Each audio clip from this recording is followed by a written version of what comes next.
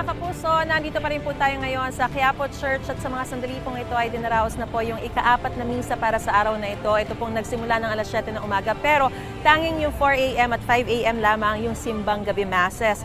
Yung 6 a.m. onwards ay mga regular masses na po ito at mamaya magkakaroon lang po ng break sa lunchtime pero tuloy-tuloy rin po sa hapon yung mga misa at mamayang alas 7 ng gabi at alas 8 ng gabi yung pangalawang araw na ng anticipated simbang gabi mass. So perfect po yun para sa mga hindi naman nakakadalo sa madaling araw kung may mga trabaho kayo o meron kayong mga ibang mga ginagawa.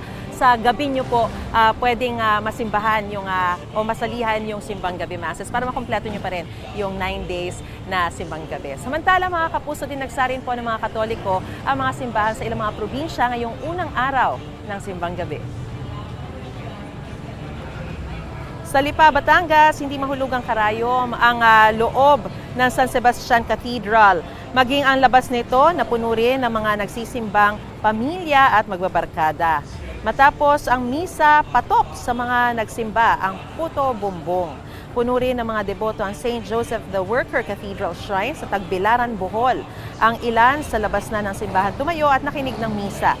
Kinaaliwan din ang mga makulay na dekorasyon ng simbahan. Sa Tagkawayan, Quezon, napuno rin ng mga Katoliko ang Our Lady of Lourdes. Hindi nila alintana ang malamig na panahon. Gusto mo bang mauna sa mga balita? Mag-subscribe na sa GMA Integrated News sa YouTube at tumutok sa unang balita.